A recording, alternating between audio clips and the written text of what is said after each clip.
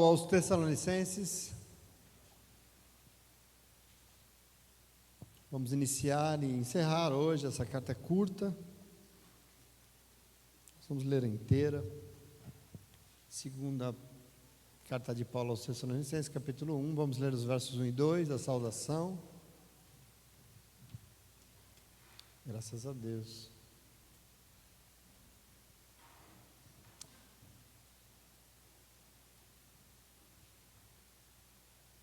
Amém. A palavra de Deus diz assim no verso 1: Paulo, Silvano e Timóteo, a igreja dos Tessalonicenses, em Deus, o nosso Pai, e no Senhor Jesus Cristo. Graça e paz a vocês da parte de Deus, o nosso Pai, e do Senhor Jesus Cristo. Amém? Senta no teu lugar, só para você se posicionar aqui onde nós estamos. A carta, retomamos esse momento que Paulo escreve uma carta para uma igreja que ele fundou numa cidade da Macedônia, chamada Tessalônica. Já vimos aqui, era a capital da Macedônia, e nós já encerramos a leitura da última vez, da primeira carta que ele escreveu, lembrando que foi o primeiro texto que Paulo escreveu, o primeiro texto de todo o Novo Testamento, é esse que é a primeira carta, e aqui nós vamos ler a segunda que ele escreveu para a mesma igreja, uma carta curta, mais simples, uma carta mais direta, quase como se Paulo ainda tivesse uma coisa a acrescentar, alguns comentários, porque ele ficou sabendo, depois que ele escreveu a primeira carta, depois que Timóteo esteve lá, trouxe as notícias, ele escreveu aquela carta, ele ficou sabendo, a gente não sabe como, mas ele ficou, de que interpretações indevidas começaram a acontecer dentro da igreja depois da sua escrita, sobretudo sobre aquela questão que é importante naquela igreja, sobre a volta de Jesus, né? Nós já falamos sobre isso, hoje eu quero aprofundar um pouco para a gente encerrar, para não esquecer. Ele fundou essa igreja em meio a muita perseguição, em um momento em que Paulo foi praticamente empurrado, levado, soprado lá pelo Espírito Santo, né? Ele não queria ir para lá. Paulo queria, só para você entender, centrar todo o seu ministério na Ásia, né? Ali onde é a Turquia, para baixo da Turquia, na Ásia, ele queria trabalhar ali. Éfeso se tornou um grande lugar do ministério de Paulo, mas num dado momento o Espírito Santo falou: não quero que você fique aqui, eu quero que você vá para a Europa. Não vá para a Europa. E diz o texto que o Espírito Santo de Deus praticamente empurrou ele cruzou o mar Egeu, o mar Egeu, que é aquele estreito ali, quem conhece o mapa ali onde é a Turquia, tem um estreito ali que liga o Oriente à Europa, é o mar Egeu, do lado da Turquia. Ele cruza aquele braço de mar e ele cai na Europa, e o país que está ali o primeiro é a Grécia. O Espírito Santo de Deus mandou Paulo para a Grécia, que inveja. Mas a Grécia antigamente era chamada de Macedônia, né? Era o país ali, a Macedônia.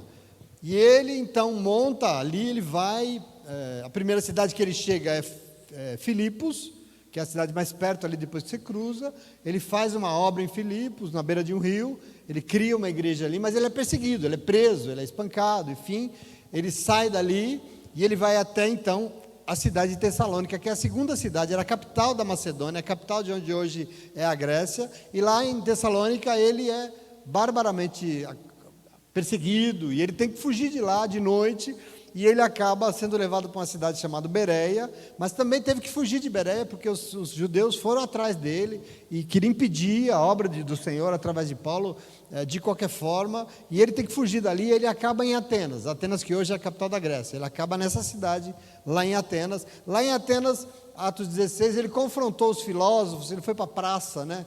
Quando ele chegava numa cidade, ele procurava uma sinagoga e ia ensinar o evangelho de sábado. Lá, os gregos tinham uma praça que eles discutiam, os filósofos ficavam discutindo. Paulo vai lá, e Paulo quer apresentar o Senhor para eles, e confronta, e discute com eles. Enfim, lá em Atenas, nesse momento que ele está lá, ele escreve essa carta aos Tessalonicenses, né? Provavelmente as duas. Nós já lemos a primeira. Ele está ali em Atenas, aflito. Por quê? Porque ele não sabe o que aconteceu lá em Tessalônica, ele não sabe como é que estão os irmãos, ele está aflito. Se eles estão me perseguindo com essa intensidade, imagina a igreja que ficou lá. Imagina o povo de Deus que está lá na cidade. E ele está aflito, ele que foi perseguido ali, converteu muitas pessoas, ele tenta voltar lá por 2 vezes, ele não consegue, ele diz que Satanás o impediu de voltar, e ele manda Timóteo, né? Só rememorando aqui o que nós já vimos. Timóteo vai, e volta com a notícia: Paulo, olha, a igreja está bem, a igreja é uma bênção, eles realmente estão passando por um momento de aperto muito grande, de dificuldades financeiras, a Bíblia diz isso, eles estão sendo perseguidos, mas eles estão firmes, eles estão convictos, eles estão dando um ótimo testemunho, não só em Tessalônica, mas em toda a Macedônia. É isso que Timóteo diz para ele. E Paulo escreveu isso na primeira carta, nós vimos. Aliás, domingo, na palavra que nós tivemos aqui, de oferta, foi lido um trecho que ele escreve para a igreja de Coríntios, no capítulo 2 de Coríntios, capítulo 8, que ele cita aqui esse momento. Ele fala da igreja, porque ele diz que as igrejas da Macedônia, mesmo vivendo em meio a grandes dificuldades financeiras, passando por privações, por perseguições, praticamente imploraram para mim, Paulo diz, me imploraram para participar da ajuda aos santos, para participar da oferta que Paulo estava coletando para ajudar os que estavam passando fome. Essa igreja que Paulo falava com esse orgulho para a igreja de Coríntios, olha, eles lá, estão passando por dificuldades financeiras, aflições, mas eles quiseram ajudar, eles imploraram para que eles pudessem ajudar. É dessa igreja que Paulo está falando. E aí, para lembrar também, nesse contexto difícil, normalmente os discursos, as interpretações que são fortalecidos dentro da igreja, sempre qual é? Calma, nós estamos sofrendo, mas Jesus está voltando. A volta de Jesus é iminente. Ele vai vir e ele veio para nos buscar. Ele veio para buscar o seu povo que está sofrendo. Bom, essa teologia influenciou muito esse momento da primeira igreja, porque era um momento de perseguição. Influenciou o apóstolo Paulo. E ele, preocupado, nós vemos também, em responder às muitas aflições, às dúvidas que surgiam na igreja, porque a pergunta que surgiu é: se Jesus está voltando, ótimo, mas a gente tem pessoas morrendo. E esses que estão morrendo sem Jesus ter voltado, o que vai ser deles? O que vai acontecer a essas pessoas que morreram antes que Jesus volte? Lembra que Paulo respondeu? Nós lemos já, estudamos isso? Pois é. Ele escreve então para responder essas dúvidas. Mas, como era de se esperar, a questão persiste. Por quê? Porque a expectativa era pela volta de Jesus logo, em pouco tempo, e eu não sei o tamanho dessa expectativa. Eu não sei o tamanho dessa teologia. Essa igreja talvez começou a marcar o dia e a hora de voltar a Jesus. Jesus vai voltar semana que vem, mês que vem, dia tal, na hora tal, no lugar tal. Eu não sei o que estava acontecendo. O fato é que Jesus não voltou. Isso é um fato. Ele não voltou. E por isso nós vamos ver agora, na leitura da segunda carta, que eu não sei exatamente o tempo, ninguém sabe, que demorou para escrever entre a primeira e a segunda, entende? Ele tinha escrito a primeira lá, ele está com Silvano e Timóteo, ele continua com Silvano e Timóteo, porque nós começamos a ler. Eu não sei quanto tempo depois, mas ele escreve então essa segunda menor, mais curta, porque ele recebeu notícia de lá, não sei como também, sobre interpretações no meio da igreja, ainda especulando sobre a volta de Jesus. Nós vamos entender isso hoje. As especulações aumentaram. Para iniciar, nós damos o cabeçalho aqui para vocês, costumeiro. Então, Paulo está com Silvano e Timóteo, a mesma situação da primeira carta. Ele está em Atenas, ele falou: eu estou aqui sozinho. Silvano e Timóteo chegam lá, e aqui continua lá com os dois, quer dizer, provavelmente ele está em Atenas ainda, e ele então escreve a sua saudação à igreja. Veja o capítulo 3, o versículo 3, eu vou ler do 3 ao 5 para você continuar acompanhando comigo. Entendeu aqui o momento que nós estamos? Relembrei aqui para vocês, tá? Verso 3, ele vai lá assim: irmãos, devemos sempre dar graças a Deus por vocês, porque é justo, porque a fé de vocês tem crescido cada vez mais, e o amor de todos vocês uns pelos outros tem transbordado. Portanto, nós nos gloriamos em vocês, entre as igrejas de Deus, pela perseverança e pela fé que vocês têm demonstrado em todas as perseguições e tribulações que estão suportando. Elas dão prova do justo juízo de Deus. Como resultado, vocês serão considerados dignos do reino de Deus, pelo qual também estão sofrendo. Ponto aqui. Então percebam, ele escreve a sua segunda carta. Primeiro, aparentemente o testemunho da igreja está firme, depois de passado um tempo, continua firme. Paulo continua feliz, ele continua sem ter nada que repreender na igreja com relação ao quê? Com relação à fé, com relação ao amor dele, à comunhão deles. Quer dizer, aqui na leitura da segunda carta nós vamos começar a encontrar alguns probleminhas mais relacionados a interpretações com relação ao tempo da espera da volta de Jesus. Mas Paulo elogia a fé da igreja, que se preocupava sempre em crescer, uma fé que não era estagnada, uma fé que não era acomodada. Ele elogia aqui de novo na segunda carta, uma fé que crescia cada vez mais e mais. Que bom! Vocês são uma bênção. Ele elogia o amor comunitário, como o amor que vocês têm um pelos outros tem transbordado, ele diz. Por que transbordado? Porque esse amor entre vocês é tão bonito que tem alcançado outras vidas, tem transbordado, tem alcançado outras pessoas. E ele vai dizer, portanto nós, que nos gloriamos em vocês, dentre todas as igrejas de Deus, pela perseverança, pela fé que vocês têm demonstrado nas perseguições. Quer dizer, é uma confissão forte, porque Paulo está dizendo aqui, que a igreja de Tessalônica para ele era um orgulho, dentre todas as outras igrejas que ele tinha fundado e conhecia. Olha isso, percebe aqui? Vocês são o que mais a perseverança na fé de vocês, mesmo em meio a tanta dificuldade, vocês realmente são uma bênção, é o que ele está dizendo. E aqui observa que ele vai reafirmar o contexto da primeira carta.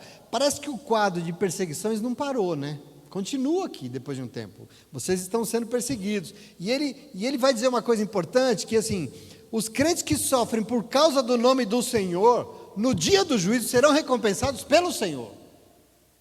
Ele faz questão de dizer isso aqui. Vocês serão considerados dignos do reino de Deus, porque vocês estão sofrendo pelo reino de Deus. Bonito isso, né? Veja o verso 6. Vou ler até o 10 com você, precisa acompanhar comigo. Tudo bem até aqui? É justo da parte de Deus retribuir com tribulação aqueles que oprimem vocês e dar alívio a vocês que estão sendo oprimidos. E a nós também. Isso acontecerá quando o Senhor Jesus for revelado lá dos céus, com os seus anjos poderosos, em meio à chama de fogo. Ele punirá os que não conhecem a Deus, aqueles que não submetem ao evangelho do nosso Senhor Jesus. Eles sofrerão a pena da destruição eterna, a separação da presença do Senhor e da sua poderosa glória. Isso acontecerá no dia em que ele vier para ser glorificado por seus santos e admirado por todos os que creram, entre os quais vocês estão, porque vocês creram no nosso testemunho. Até aqui.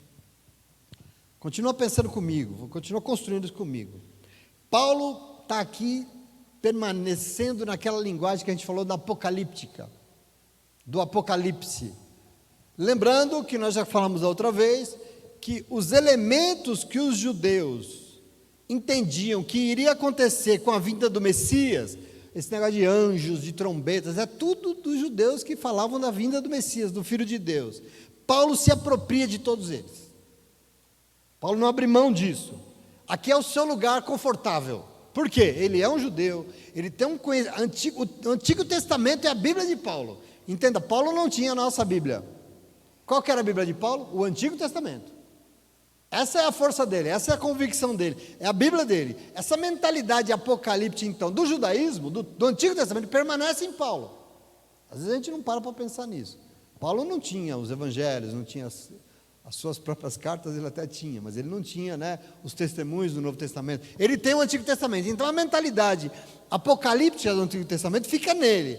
O terrível dia da ira do Senhor que está no Antigo Testamento, essa ira de Deus, essa coisa desse Deus terrível, vai ser o quê? Exatamente o dia que Jesus vai voltar. Essa é a leitura que Paulo faz. Ele adapta tudo que está no Antigo Testamento para Jesus, que é Jesus que virá como um ladrão de noite. E ele vai dizer, pode se preparar, porque o dia que ele vier vai ser feio o negócio, o bicho vai pegar. Não se engane, o Senhor vai pesar a mão sobre esse povo. Quando a gente lê esse texto hoje, nós formamos na nossa cabeça uma ideia de um Deus, que eu não sei como é que eu chamo esse Deus, mas talvez estranho. Talvez estranho. Ele vai falar assim, é justo da parte de Deus, ou seja, para Deus isso é justiça, fazer o quê? Retribuir com tribulação esse povo que estão oprimindo para vocês. É justo para Deus vir e acabar com esse povo que está oprimindo a vocês e a nós também. Vai construindo comigo essa medida de justiça desse Deus que a gente entende a partir dessa leitura do Antigo Testamento. É por isso que eu chamo que é estranho. Como se Deus viesse se vingar, enchendo os nossos inimigos de tribulação. Ou seja, é justo para Deus se vingar daqueles que estão nos oprimindo. Ele está dizendo isso, sim ou não? É a medida dele. O Senhor vai pesar a mão nesses caras aí que estão perseguindo nós. Quando? Ele vai falar, isso acontecerá quando o Senhor Jesus for revelado lá dos céus com os seus anjos poderosos em meio a chamas de fogo. Eu quero que você construa comigo esse Jesus, que talvez Paulo não tinha o Evangelho, sabe? As narrativas de Jesus. O que ele tinha na cabeça? O Antigo Testamento e toda a Apocalíptica, toda a ira, toda a vingança. Eu não sei se essas palavras de Paulo foram ditas com o intuito de trazer alívio para o povo, né? Acalentar. Gente, calma, é o que ele está fazendo. Deus vai acabar com esse povo, Deus vai matar todo mundo, porque esse povo é miserável, vocês serão poupados. Eu acho que ele está tentando acalentar esse momento muito difícil, mas na verdade, o que ele está fazendo aqui, ele está usando a visão de Deus que tem no Antigo Testamento. Se você ler o Antigo Testamento e estudar como você... É a visão que o povo de Israel tinha, e Paulo aqui sabe de tudo disso, para destruir tudo no dia do juízo, um dia em que Deus vai vir vingar o seu povo que está sofrendo. Essa é uma visão de Deus no Antigo Testamento, é muito claro isso. Percebe a cena de um Cristo vindo no céu com anjos poderosos, em meio a chamas de fogo, e você vai olhar e falar, meu Deus, o que é isso? Chegou o terror, tocando fogo em todo mundo. E eu fico me perguntando, eu vou perguntar para você depois de 2000 anos, o Jesus que você conhece é assim? Será que Jesus é assim mesmo? Eu fico me perguntando. Ele punirá os que não conhecem a Deus, os que não se submetem ao Evangelho, ele vai punir. Você consegue construir Jesus punindo quem não conhece ele, quem não reconhece? Meio vingativo. Eles sofrerão a pena da destruição eterna. Tem um peso aqui, né? Enfim, essa construção teológica da figura de Jesus é um tanto quanto pesada, vingativa. Entretanto, nós não podemos esquecer, isso é importante, aprenda isso, que Deus, num contexto de gente oprimida pelo inimigo, gente sofrendo a guerra na sua porta, Deus desse povo sofredor é um Deus que é um general de guerra, com um exército, uma espada na mão, matando todos os nossos inimigos. Essa figura desse Deus general de guerra é exatamente típica de gente que vive um momento de perseguição. Você entende que às vezes a gente acomoda Deus na nossa necessidade. Se eu estou desempregado, Deus é aquele que vai me arrumar um emprego, lógico, ou não? Se eu tenho um inimigo querendo invadir minha casa e me matar, Deus é aquele que vai lá e vai matar meu inimigo, sim ou não? Deus é manso? Não, Deus é um fogo destruidor mesmo, e vai acabar com esse desgraçado.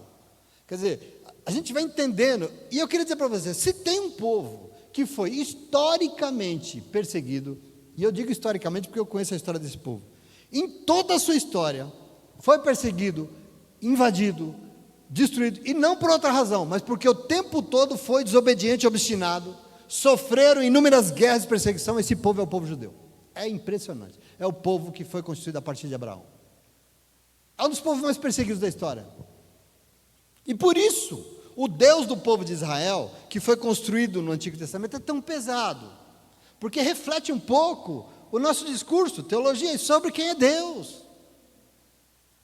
Sobretudo, e eu quero que você entenda isso, essa figura impiedosa, vingativa. Mas você não pode se esquecer, e aqui eu estou falando para você nessa noite, que essa figura aí, vingativa, já foi desmistificada na história.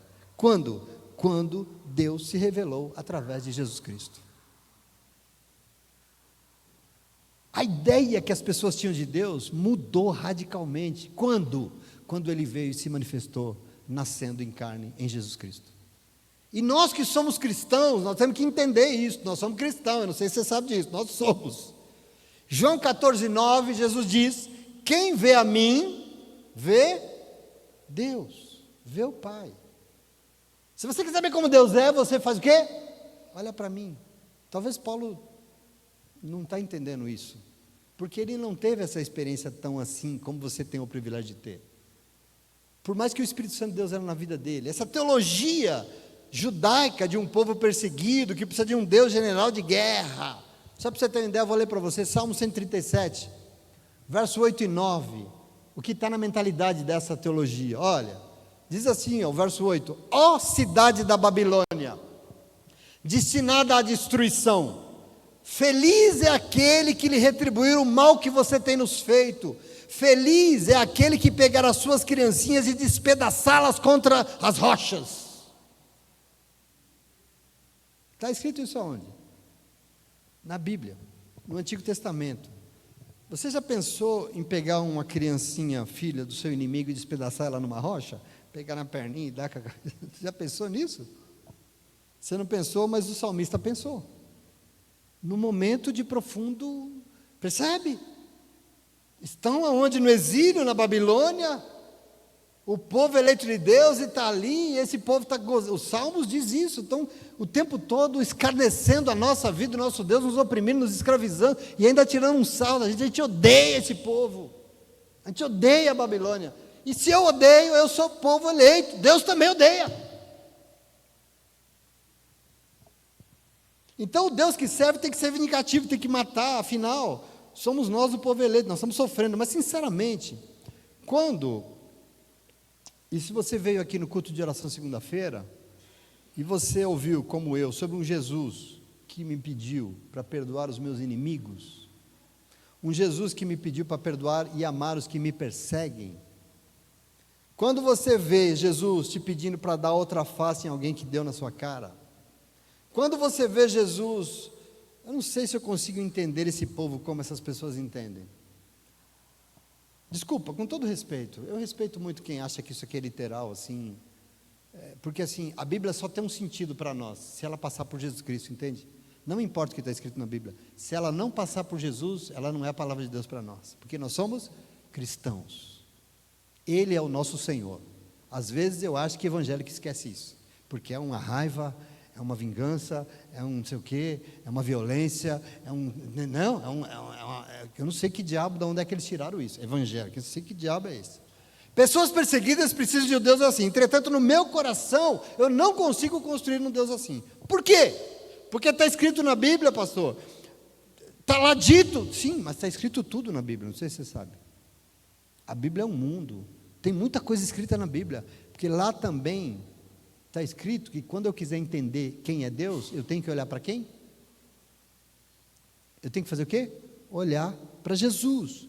E quando eu olho para o Senhor Jesus Cristo, eu vejo o quê? Eu vejo, querido, é muita misericórdia, eu vejo muito amor, muito perdão sendo liberado para que a vida aconteça, eu vejo pouco julgamento e muita oportunidade de vida. Desculpa, se eles não aceitaram Jesus como Messias, o problema é deles, mas eu aceitei, e Ele é o meu Senhor, e eu não vou abrir mão dele, porque eu sou servo de Deus, eu sou cristão, em nome de Jesus, e você também é. Nós temos que entender quem é Cristo para nós, porque senão vira um discurso estranho. Se o Senhor não é Senhor de muitos líderes aí, evangélicos, não interessa, meu Ele é, e eu tenho que me posicionar. Por quem? Por Jesus Cristo, a igreja do Senhor na terra, de Cristo vivo. Quer dizer que não vai ter juízo, pastor? Vai. Por que vai? Porque Jesus disse que vai ter juízo, vai. Mas você quer um conselho? Quer um conselho? Deixa esse negócio de juízo para Deus, porque nós queremos fazer juízo, querido, nós queremos fazer justiça com as nossas medidas, nós queremos ser o justo juiz, a gente não tem nada com isso. O juízo de Deus cabe a Deus. E eu quero dizer para você uma coisa que vai te escandalizar nessa noite, sem medo de errar. Se naquele grande dia o Senhor quiser perdoar todo mundo, perdoar os piores, aquele que você acha que não merece nada, quem sabe disso é Ele e não nós.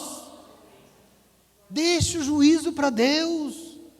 Vamos parar de nós queremos fazer justiça na nossa medida. A gente julga o irmão, a gente condena a roupa do outro, a gente condena a opção sexual do outro, a gente quer julgar, condenar e jogar no inferno. Corta a cabeça dele, Deus. A igreja evangélica está nessa toada. Ele é Deus, Israel não é Deus, você não é Deus, os falsos profetas que pregam ódio e vingança não é Deus, a igreja não é Deus, Deus é Ele. Quem somos nós para usar a palavra de Deus, dizendo que nós temos que ir lá se vingar sim? E tem que matar sim, e tem que exterminar sim. Querido, o justo juiz é só Ele, e não cabe a nenhum de nós nenhum tipo de juízo. Qual é o meu papel, qual é o teu papel? Testemunhar Cristo na terra. E até onde eu sei, Jesus pregou no Sermão da Montanha, em Mateus 5, você conhece, verso 43, ele diz assim, está escrito, ele está pregando sobre o que está escrito na lei de Israel, está escrito no Antigo Testamento, está escrito lá no Antigo Testamento, ame o seu amigo e odeie o seu inimigo. E ele disse o quê? No entanto, eu vos digo, eu, Jesus, lhes digo, amem os seus inimigos, orem por aqueles que vos perseguem. Qual é a nossa medida de Deus? Nós, povo de Deus, 2000 anos depois. Qual é a nossa medida de julgamento? Quem somos nós para achar que porque a pessoa está lá, é um perdido, não merece mais do que nós? Ou que aquele lá tem que morrer porque ele oprime aquele que é eleito de Deus? Que diabo é isso? Onde é que nós tiramos isso em nome de Jesus? Me desculpa.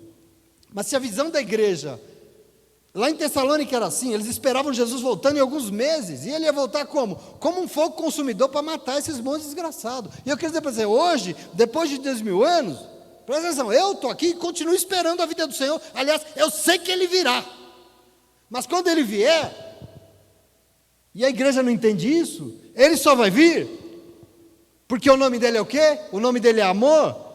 E o que Ele espera é que a sua igreja seja um instrumento de amor e justiça na terra, não de julgamento, não de condenação, não de vingança. Porque fica assim, está escrito, está escrito, está escrito, está escrito, mas está escrito no coração de Jesus? Seu infeliz. Nós temos que tomar posse disso em nome de Jesus. O que Ele espera de nós? Vingança. Por isso, presta atenção, eu não espero Jesus vindo numa nuvem de fogo consumidor, com anjos poderosos metendo medo, querendo matar todo mundo. Não, eu sei que Jesus vai vir, Ele vai julgar, eu sei que vai, Ele vai julgar, eu sei, mas eu acho que Ele vai julgar com a medida do coração dEle, eu não sei o tamanho dessa medida. Você sabe o tamanho? É imensa, mas não é com a minha medida, não é do jeito que eu quero, não é do jeito que eu acho, é do jeito dEle, é no coração dEle, é da forma dEle, e eu faço o quê? Eu me rendo, eu obedeço, é isso que Paulo vai dizer aqui em nome de Jesus. Desculpa o desabafo aqui, tá bom? Mas eu vejo as pessoas fazendo cada coisa em nome de Jesus que me dá nó no estômago. E a gente precisa entender o Senhor. Nós somos um povo de Deus, nós temos que crescer e começar a entender alguém chamado Jesus Cristo de Nazaré. Quem é Ele, o que Ele fez, onde é que está o julgamento em Jesus? Toda a ira de Jesus estava direcionada para quem? Os caras estavam roubando os pobres na igreja, usando o nome de Deus. O grande destempero de Jesus é por estar usando o nome de Deus indevidamente, a casa de Deus, que é uma casa de oração, para roubar os outros. Aqui está o problema de Jesus. E não julgar as pessoas e mandá-las para o inferno, em nome de Jesus, amém? Verso 11, não fica triste comigo não, tá? Eu tenho que falar, porque eu fico ouvindo isso da boca de irmãos, eu não posso, não dá. Verso 11 e 12, por causa disso, oramos constantemente por vocês, para que o nosso Deus os faça dignos da vocação, e com poder, cumpra todo bom propósito e toda boa obra de fé na vida de vocês. Oramos assim para que o nome do nosso Senhor Jesus Cristo seja glorificado por meio de vocês e vocês neles, segundo a graça do nosso Deus e do nosso Senhor Jesus Cristo. Veja, é uma contraposição a esse peso terrível do dia da vingança de Deus. Porque da igreja o que é que se espera? O que se espera de mim e de você? Que nós sejamos dignos do nosso chamado. Sim ou não? Dignos do nosso chamado. Que chamado? O chamado de realizar todo o bem quanto possível.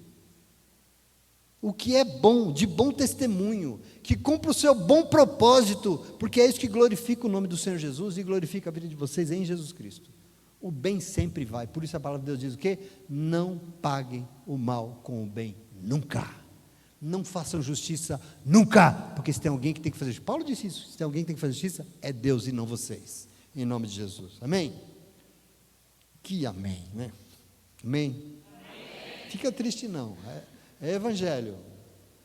Aí ele chega no capítulo 2, no verso 1 e diz assim, irmãos, quanto à vinda do nosso Senhor Jesus e a nossa reunião com Ele, veja, quanto à vinda do nosso Senhor Jesus Cristo naquele dia, a nossa reunião com Ele, rogamos a vocês que não se deixem abalar, nem alarmar tão facilmente, quer por espírito, quer por palavra, quer por carta, supostamente enviada a vocês por nós, afirmando que o dia do Senhor já chegou.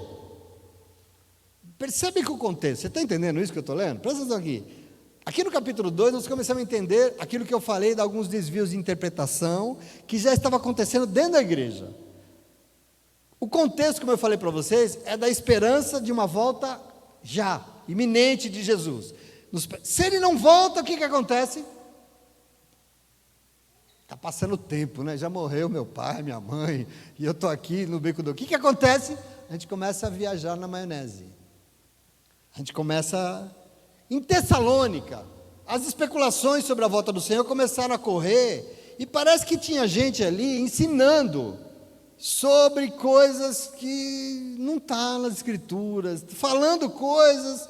Inclusive aqui parece que escreveram uma carta para a igreja, dizendo que era Paulo. Dizendo que era em nome de Paulo, falando que toda aquela aflição era porque Jesus já voltou. Vocês não viram não? Ele já voltou. Então em Tessalônica tinha os tal dos falsos profetas, parece.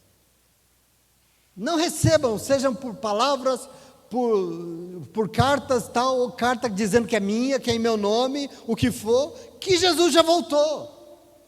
Né? Que a vinda do nosso Senhor Jesus Cristo e a nossa reunião com Ele, nós não se deixem abalar, não fiquem alarmados tão facilmente por espírito, por palavra ou por carta que eu enviei, não, porque chegou de... Eu não enviei carta nenhuma, o Senhor Jesus não voltou. Percebe o que está acontecendo lá? Falsos profetas estavam profetizando que Jesus já tinha voltado, portanto aquela tribulação já acabou, é os últimos dias e pronto. Verso 3 ele vai dizer assim, 2, 3, que ninguém os engane de modo nenhum, porque aquele dia não acontecerá sem que primeiro venha a apostasia e seja revelado o homem da iniquidade, filho da perdição. Veja isso, Paulo vai construir aqui de novo as bases daquilo que a gente chama de Apocalipse, tá? Ou apocalíptica judaica, porque antes que Jesus volte, é necessário, ele vai dizer, acontecer o quê? Primeiro, a apostasia. O que é isso? As pessoas precisam renunciar, abandonar a sua fé em Deus, primeiro, antes de Jesus voltar. Isso aqui ele está dando uma ordem nas coisas. E depois disso, viria o homem da iniquidade. Outras versões, o homem do pecado, ou o homem da impiedade, o filho da perdição. Quem é esse homem? O tão famoso anticristo. Eu vou ler só o verso 4 para você entender. Esse aí se opõe e se exalta acima de tudo que se chama Deus, ou é objeto de culto, chegando até a sentar no templo de Deus, fazendo-se passar por Deus. Só para vocês entenderem um pouco esse negócio que eu estou falando desde o outro, porque quem saiu na avenida esse ano, saiu de lá preocupado com o tal do Apocalipse, né? Vocês estavam lá na avenida? Estava? Você estava lá, Rogério? Saiu preocupado porque o Apocalipse vai ser daqui a 5 anos. Então, assim, só para você entender um pouco do que se trata, o livro de Daniel, no Antigo Testamento, que é de onde saiu quase tudo isso, Ezequiel também, mas principalmente o livro de Daniel, profetiza sobre o fim dos tempos. E no fim dos tempos, Daniel diz, eu vou ler para você Daniel 11:36, sobre um rei arrogante que surgiria. Daniel 11:36, ele diz assim, o rei arrogante fará o que bem entender, ele se exaltará e se engrandecerá acima de todos os deuses e dirá coisas jamais ouvidas contra o Deus dos deuses. Isso está onde? Em Daniel, no Antigo Testamento. É esse rei arrogante que é o anticristo, que Paulo está dizendo aqui, o homem da impiedade. Quer dizer, esse contexto apocalíptico aqui, que queria usar para assustar os foliões do nosso carnaval, que pecado, é que Paulo escreve para a igreja, nada mais é do que a perspectiva do Antigo Testamento do judaísmo sobre o fim dos tempos, sobre os últimos dias. A apostasia, por exemplo, está lá, homem da impiedade. Por exemplo, não é à toa que no linguajar judaico do Antigo Testamento de Israel, você sabe que uma pessoa que não se submete a Deus, ela é um ímpio. Quem não se submete a Deus é ímpio. E o anticristo é o filho da impiedade, essa é a palavra correta. Percebe? É o que não se submete a Deus, que quer ser como Deus, que se coloca no lugar de Deus. Na verdade, Daniel está falando aqui dos Césares romanos, né? Esse que se acha que é Deus. O César romano se colocou como o Senhor, o Kyrios, o Deus na terra. É disso que Daniel está falando. Mas enfim, esse é assunto para outra coisa. Antes da volta de Jesus, esse tal cara tem que se exaltar a si mesmo, acima de tudo que se chama Deus, e será objeto de culto. Está escrito em Daniel. Você sabe que o imperador romano mandou construir uma estátua dele. Ele precisava ser adorado, inventaram uma religião chamada culto ao imperador, e você, para entrar na cidade, você tinha que se ajoelhar diante da estátua dele e o adorar. O imperador romano. É disso que Daniel está falando. Na nossa cabeça a gente está esperando, é o Papa que é o anticristo, né? Os caras ficam falando que é o Papa. É um povo burro, desgraçado, não sei que diabo, onde tira isso. Estão esperando o anticristo. Já veio, infeliz, já está aí. Já está aí os governantes que se colocam no lugar de Deus. Sentando até no templo, sentando-se na igreja, querendo se passar por Deus. Está cheio de deusinho por aí. Versículo 5. Você está entendendo isso, sim ou não? Apocalipse é um problema. Toma conta, porque está acontecendo aí na rua. Não só para o final dos tempos, está acontecendo hoje. Versículo 5 diz assim, ó, não se lembram do que eu costumava falar, dessas coisas quando eu estava com vocês, eu já tinha dito. Agora vocês sabem o que o está detendo, para que ele seja revelado no devido tempo. A verdade é que o mistério da impiedade já está em atuação, faltando apenas ser afastado aquele que agora o detém. Então será revelado o ímpio, a quem o Senhor Jesus matará com o sopro da sua boca e destruirá pela manifestação da sua vinda.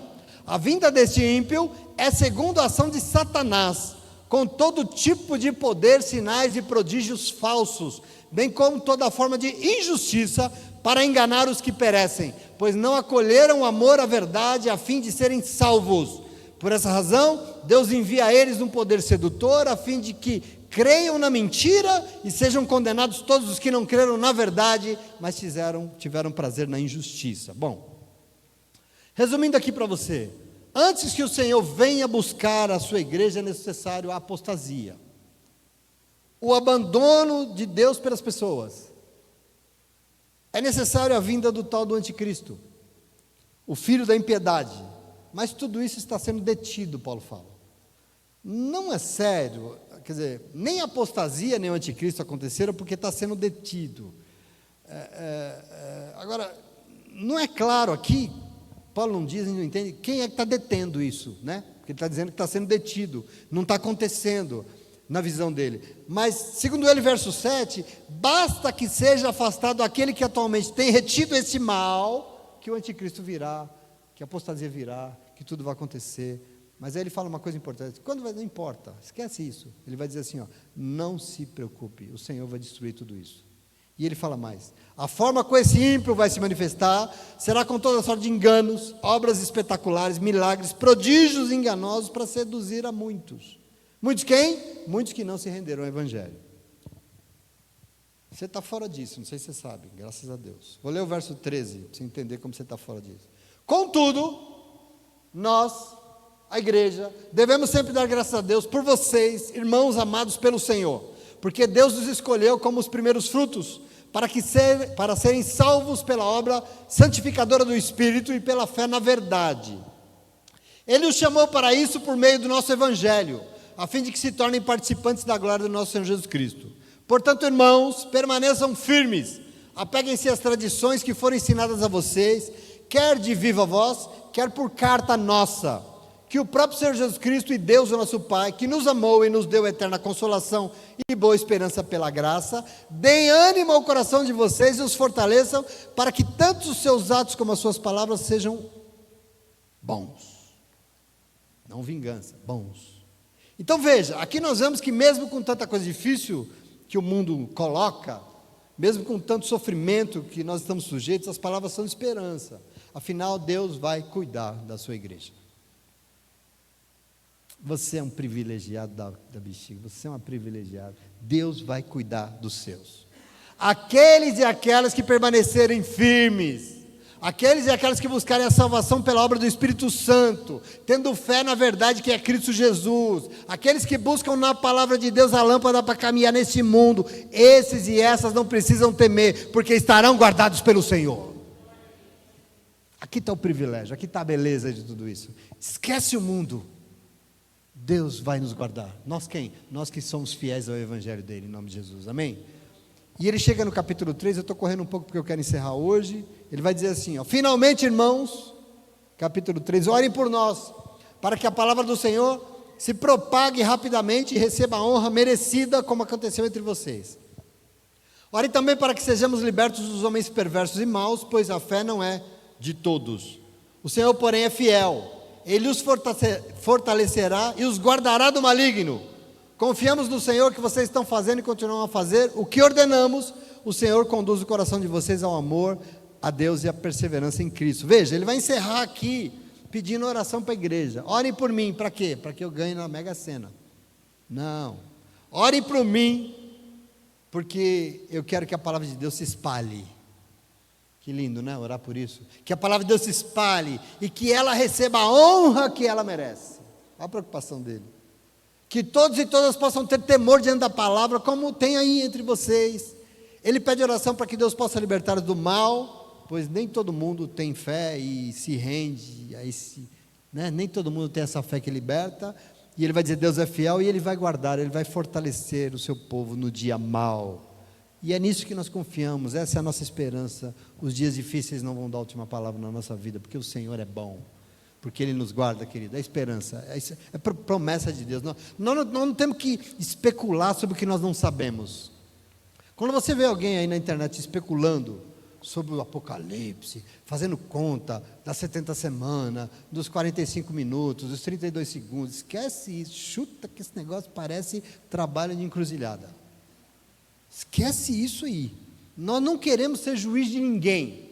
Nós não queremos ameaçar as pessoas com profetadas apocalípticas para ficar, Apocalipse. Nós não estamos aqui para isso. Botar a mente das pessoas com o fim dos tempos, com um Deus vingativo. Nós não usamos a palavra de Deus para incluir medo nas pessoas, mas nós apenas temos esperança de que aconteça o que acontecer. Se o juiz de Deus vir, e vai vir como for, o povo que se mantém fiel a Ele vai ser guardado por Ele. É tudo que você tem que saber do Apocalipse. O povo que é fiel e persevera até o fim vai ser guardado pelo Senhor do dia mau. Você crê nisso? É muito importante isso em nome de Jesus, amém? E no verso 6 ele vai falar, irmãos, em nome de nosso Senhor Jesus Cristo, ordenamos que se afaste de todo irmão que vive desregradamente, não conforme o ensino que vocês receberam de nós, pois vocês mesmos sabem que como devem seguir o nosso exemplo, porque não vivemos desregradamente quando estivemos entre vocês, não comemos coisa alguma à custa de ninguém, ao contrário, trabalhamos arduamente e com fadiga dia e noite, para não ser pesados a nenhum de vocês, não porque nós não tivéssemos tal direito, mas para que nos tornássemos um modelo a ser imitado por vocês. Quando ainda estávamos com vocês, ordenamos, se alguém não quiser trabalhar, que também não coma. Vagabundo. Ele está dizendo o que aqui? Sigam o nosso exemplo, sigam o meu, nosso aqui é plural, majestade, ele está falando dele. Sigam o meu exemplo, imitem. Não imitem esses desregrados que vivem por aí, se aproveitando das pessoas, tirando o dinheiro dos outros. Lembra quando nós estivemos aí? Olha o que ele fala. Nós não fomos pesados para ninguém, nós não abusamos de ninguém, nós não fomos sustentados por ninguém, nós nem comemos nada à custa de ninguém, pelo contrário. Eu trabalhei arduamente de noite para o meu sustento, para não sermos pesados a nenhum de vocês. Aqui tem um testemunho de homem de Deus, para não ser pesado. E ó que nós, não é porque nós não merecíamos, não, mas nós não queríamos, nós queríamos ser um exemplo para vocês daquilo que Deus espera de um servo de Deus. E eu queria dizer para você que eu tomo essas palavras desse homem, desde a primeira vez que eu li, como para a minha vida e para o meu ministério. Eu nunca, o dia que eu souber que eu sou fardo ou peso para alguém de vocês, me esquece como pastor. Ele profere uma palavra bem dura, se alguém não quiser trabalhar, que não coma.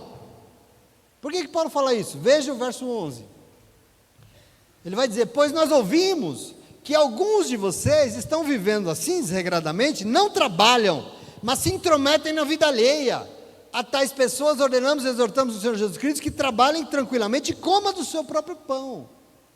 O que está acontecendo? A motivação de Paulo em escrever essa segunda carta, uma carta breve, com essa pregação da iminente volta do Senhor, o Senhor está demorando, surgiram muita conversa mole no meio da igreja, e alguns começaram dizendo, mas ele já voltou, você não viu. E a outra coisa que começou a dizer, é que já, aliás, escreveram até uma carta apócrifa, né? Dizendo que Jesus vai voltar, e já que ele vai voltar mesmo, trabalhar para quê? Ele já está voltando.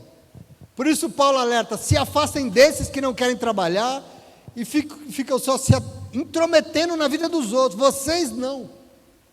Quando o Senhor voltar, vai encontrar um povo empenhado em nome de Jesus, amém? Verso 13, quanto a vocês, irmãos, nunca se cansem de fazer o bem. Fiquem de olho em quem desobedecer as instruções escritas nessa carta, não se associem com ele, para que se sinta envergonhado. Contudo, não considerem inimigo, vocês não têm inimigo, mas chamem a atenção dele como irmão. Quando o Senhor voltar, vai encontrar um povo comprometido, não com juízo, não com julgamento, não com a vingança, não com o peso de um Deus carrasco, é um povo comprometido em fazer o bem. Esse é o nosso compromisso. Mesmo que haja quem queira viver em desobediência, nós não devemos tratá-lo mal, Paulo está dizendo. Nós não devemos tratá-lo como inimigo, pode chamar a atenção dele, como um irmão, com misericórdia. E o resto vocês deixam para o Senhor. Verso 16, já estou acabando. O próprio Senhor da paz dê a vocês a paz de todas as formas e em todo o tempo. O Senhor seja com todos vocês, a paz. Eu, Paulo, escrevo essa saudação de próprio punho, a qual é um sinal em todas as minhas cartas, e dessa forma que escrevo, a graça do nosso Senhor Jesus Cristo seja com todos vocês, amém? E assim ele termina essa carta, curta, ele encerra esse segundo momento de preocupações com a igreja, um momento breve, mas não menos importante, e mais uma vez a minha oração é que essa leitura, esse tempo de leitura desses testemunhos, dessas igrejas, e testemunhos tão abençoados, sirva para nos direcionar sempre para o centro da vontade de Deus. Esse é o meu querer. Lógico que em uma hora, a gente corre aqui para ler em uma hora, porque nós não temos tempo, mas que seja um estímulo para você tentar compreender isso aqui e ir atrás daquilo, nem que fez igual eu falei ontem aqui, nem que você absorva 10%, não importa, mas absorva aquilo que é Deus na tua vida, no tamanho de Deus, e não caia em roubada que você vê na internet, não, por favor. Não se esqueça, no mundo vocês terão aflições, mas tenham bom ânimo, eu venci o mundo. A igreja de Jesus Cristo, a igreja do Cristo vivo vai vencer o mundo. Não se engane, não se aflija, a nossa vitória não está no poder das armas, nós somos cristãos, a nossa vitória não está na intolerância, na violência, na vingança, na morte, não. A nossa resistência, a nossa vitória, a nossa coroa que nós tanto queremos está em nós sermos um povo comprometido com o reino de Deus e com a justiça de Deus, com o amor de Deus que não, é impressionante, querido.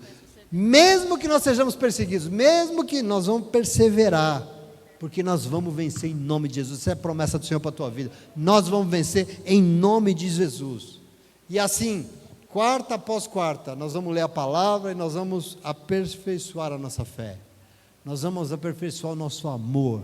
Nós não precisamos comer pela boca dos outros. Nós somos o povo de Deus. Nós somos sabido para burro. Sabido. Nós sabemos ler. Nós entendemos a palavra de Deus e nós não comemos pela boca, nós comemos pela boca de Jesus Cristo e só. E o que Jesus é me interessa, o resto tudo não quero saber. Pode ficar para você, porque eu não quero não, em nome de Jesus. Amém? Você recebe isso? Você toma essa palavra para você em nome de Jesus? É curtinha, lê na tua casa. É curtinha, mas lê entendendo esse contexto, esse momento que você aprendeu aqui hoje, que você vai ver como a revelação vem, a luz vem e o Espírito Santo de Deus vai falar com você grandemente. Amém? Muito obrigado por mais esse momento e aplauda o Senhor porque Ele é bom. Glória a Deus. Graças a Deus. Fique em pé, vamos adorar.